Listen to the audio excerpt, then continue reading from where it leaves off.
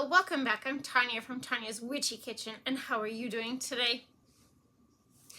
If you are not new to my channel and have been following for, a little while, a year or so, you will remember when I did the lilac wine, right? There's like 2 or 3 of them. There's 3, right? Where, you do the thing, you check it, okay?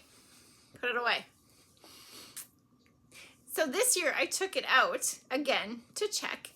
And the lilac was actually pretty decent. So I gave my mom a bottle. The dandelion might need a little more time. I don't know.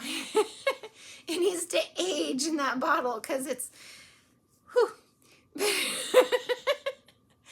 it's a thing. It's a doozy. I might just use it for soap making. But anyway, when we celebrated my grandpa's 100th birthday, my aunts were home, and one of them had tried it, and she was like, "This is really good." She's like, "Do you have another bottle?" And I would gladly give her another bottle because I'm not really a wine drinker per se. Every once in a while, and then you add a little bit of ginger ale or something to it, and you make a wine spritzer, and yeah. But special occasions usually. But yeah, so I wanted to tell you that, it just takes time. If you did it, if you followed along and you did it, don't throw it away yet. Because, it needs to set. It needs to age. It's like that damn cream soap that I have sitting in my back storage room that I still need to do something with. Maybe for Christmas. I could do that. I have time, pull out some cream soap. The real cream soap.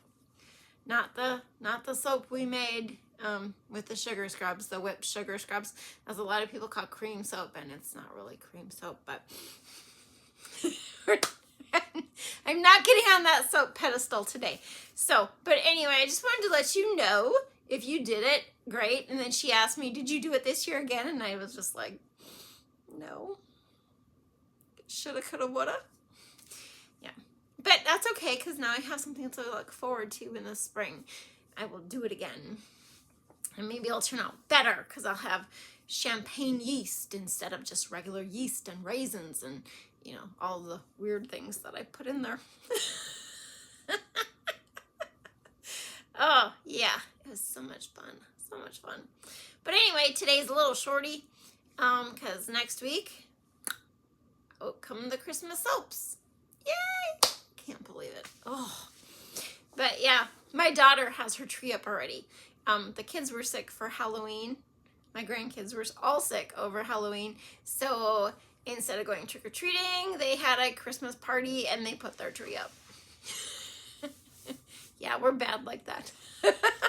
Anyways, 3 things. Be kind, be forgiving, be you. And let's go check out this really short video on palm oil. Okay, just a little quickie on palm oil.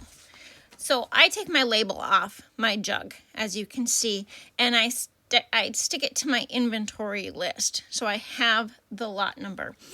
So I normally put it in a pot. As you can see, it doesn't totally fit, but that's okay. And then I pour boiling hot water into the pot. Yes, that plastic can take it, because some people will melt that in their microwave. My microwave isn't big enough. So you pour that hot water all the way up to the top as far as you can and let it set. And it's going to take a little bit. So every half hour I would check it, or 15 minutes. Let's go 15 minutes. And I would take it and flip it over. As you can see, it's mostly melted, and there's that white blob on top. That is still the solid stuff that hasn't melted. The main thing is to get it out of the bottle with all the components in there. So why do we do this to palm oil? Palm oil can actually separate into a solid and a liquid, which you'll see at the end. And you have to melt it before weighing it out for soap recipes, because the stearic acid in it will settle to the bottom. Melting it and mixing it well beforehand ensures a consistent ratio of your fatty acids in the palm oil, and you won't end up with this little white specks of stearic acid sticking it out in your soap. So once I can get most of it out of the bottle, of course, you know, I was busy and it got a little more solidified than, you know, it wasn't as hot as it was. I poured into another pot, and all I'm going to do is melt it down. And with that container now, I'm going to put it back somehow in that hot water and get everything out of the bottle. So I put it on the stove on low heat because it doesn't take much at all, you guys. But I turn it on to low, and see, you can see it's not totally melted. We want a beautiful clear oil to be considered totally melted. And here there's a little bit on the bottom, but definitely a beautiful clear oil. So what I do next is I put it into jars. I put it into jars. And yeah, I'm not a pourer from the pot because I have learned over the years that only certain things can be poured from that pot and certain things cannot. And I wasn't taking a chance with my palm oil. So it is hot, you know, we heated it up, and I am ladling it into my clean jars, and then I will let it set before I cap it. Do not cap it until it's totally solidified, okay? And then there it is, and then I just melt each jar as I need them for my batches of soap. In this you can see how it has solidified, but some of it's still liquid.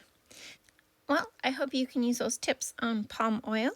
I hope you had a good time. Thank you for dropping by, and I will see you next week. God bless.